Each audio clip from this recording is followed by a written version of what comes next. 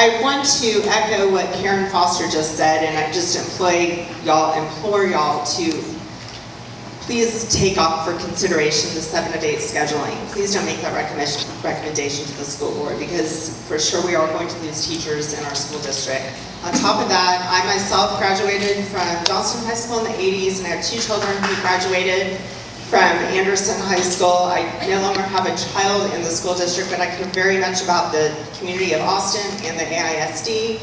And I want you to know, in conversation, parents that are not going to show up here and say what I'm going to say right now is that not only will we lose teachers, and that's for sure going to happen if we go to that scheduling, we're going to lose families. And those parents, those students are not going to come here and tell you that. They're not going to stand up and say, we're going to leave the school district. But those are conversations that I've had with parents across the school district, and we don't want that to happen. That is not good for our school district. So I want you to take that into consideration also.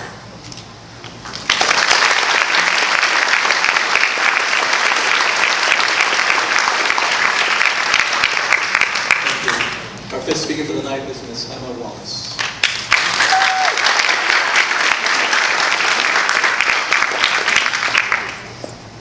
Hello, my name is Emma Wallace, and I'm a sophomore theater major at McCallum Fine Arts Academy. On behalf of the student body, I want to thank you for the work you are doing and for being here tonight. I understand that your job is to find ways to close the gap in AISD's budget. Today, I want you to look at the people behind those numbers, at us, the group of young students whose dreams of a life in the fine arts may hang in the balance. I'm 15, and many times I feel like my voice has no consequence, that adults are not listening. I can't vote. I can't make decisions about the future of the city or the country. It can be frustrating, and I often feel little and inconsequential. But thanks to the Fine Arts Academies at Lamar and McCallum, I have theater. Theater gives power to my voice. I can affect people's lives through the stories I tell when I perform on stage. I can make someone see the beauty in a beast, accept and embrace the differences in people, understand the pain caused by segregation, feel the power of friendship and love, and very often I can encourage people to dig into their own emotions and connect with one another. Theater transforms people. It transformed me in many ways. I don't think I would be standing here today without theater and the arts. The fine arts changes lives. I think of the many kids that come to see our shows at McCallum and see themselves in every one of us. We give them hope for a future in the arts, but we also give them hope for a better life. A life where dreams can come true. A life where a boy can be a ballet dancer, a girl can play the bass, a shy kid from Allendale can belt to her heart's content, and all of us can shine on stage and be equally respected and valued. We give people hope for a life without fear of being who they are meant to be. This is us. This is our dream. This is what the Fine Arts Academy can do for more children like us. We ask that you support this dream of ours, proposing ideas to the board that will adequately fund Fine Arts Academy education for years to come. Thank you.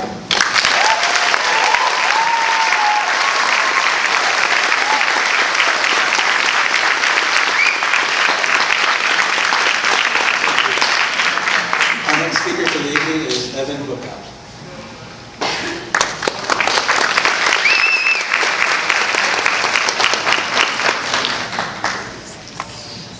Hi.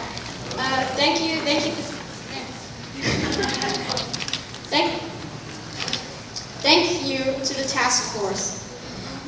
I know you are volunteers doing an important job, and I know you don't make the final decision. My name is Evan Bookout, and I'm a freshman here at McCallum, and I absolutely love it. I wanted to attend McCallum since I was in 4th grade, when I first started participating in the steel band camp offered every summer by Mr. Ehlers, Mr. Mengi, and Ms. Lemmerman. I've loved music since when I was born. My father's a musician. His father and mother were musicians. I taught myself to play Good Golly Miss Molly on the piano when I was 4. That same year, with my mother's help, I produced and sold my first blues album with 5 of my own original songs, including the Cat in the Hat Blues. I sold 30 copies and grossed $120, and I used it to buy a Mater truck toy. Before attending Lamar in 8th grade, however, I've never felt accepted by my peers. But at Lamar and now at McCallum, I feel at home. And I'm among amazing student artists, and have a place where I can not only express myself, but develop my gifts that in a way will help me get into college programs and that are important for my future. And I'm hoping for a scholarship, which I'm told is common for students in the fine arts program. As a son of a musician and a community activist, I need that scholarship. And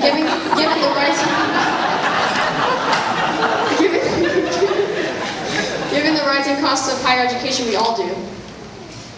But what I really want to talk about is how great McCallum is for me. I love my classes, I have great teachers. The students here are creative and fun and very accepting overall. The teachers and administration respect us as human beings, which is really great and rare. I'm currently in the marching band, which meets at 6:50 almost every morning and often rehearses in the afternoon. It's a lot of work, but it's definitely worth it. We get to play in competitions and gigs, and I'm also in the steel band. In fact, Mr. Ehlers let me arrange a piece for the steel band, which will be playing publicly soon. Where else am I going to get what I get here? I appreciate everything that the task force is doing to secure our future by balancing the budget. And I also ask that you please do whatever you can to protect programs that benefit students. Thank you.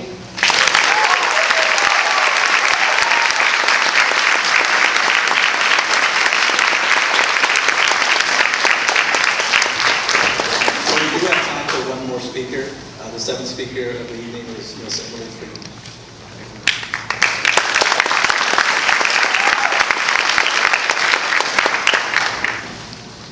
Hi, my name is Emily. I'm a senior here at McCallum. I've come here to speak today about what our current student body thinks about the Budget Stabilization Plan. It feels like the achievements of students in fine arts programs doesn't matter. Like we are just a number. These talented artists, musicians, actors, and dancers, myself included, don't appreciate the axing of specialized classes. Honestly, it really stings. As the AISD mission statement says, quote, is to provide a comprehensive educational experience that is high quality, challenging, and inspires all students to make a positive contribution to society. Where's the comprehensive learning you tell people you provide when you want to take that all away? People come from everywhere to learn from these amazing teachers here. I have a younger sister named Ella in 8th grade who wants to be an art major, and now it seems like, what's the point? Now all these things you're proposing to take away, she can't learn. I didn't think that is something that AISD would do, but here we are, talking about that very thing. I hope you take into account that us, the McCallum student body, does not approve. We don't decide the budget for our whole school district, but you can take our feelings and opinions into consideration. And I really, really hope you do. Thank you.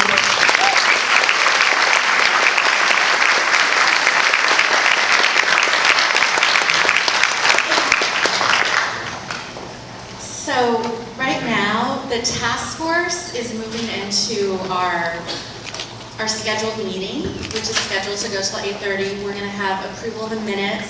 Then we're going to have a presentation from our staffing subcommittee and more task force business going on.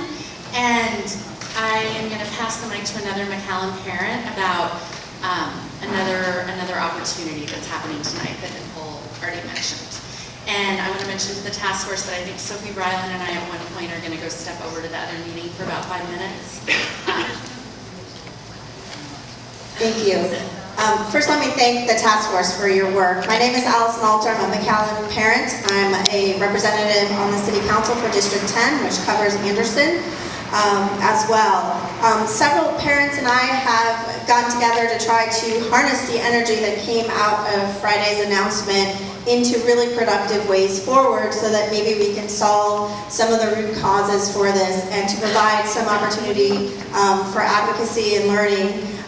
The other two people joining me are community organizers. We also have our new trustee. We're going to move over to the MAC because we're a large group. So anyone who's here from McCallum or any other school who wants to come and learn about how we can advocate on this issue, please join us. Try and be as quiet as you can so we don't disturb the task force any longer. But we're going to go over to the MAC. Anyone who wants to stay and listen to the deliberations is also welcome. If you have two parents, you might want to do that. But otherwise, if you are here to advocate and you're concerned, the next step is over at the MAC. So thank you.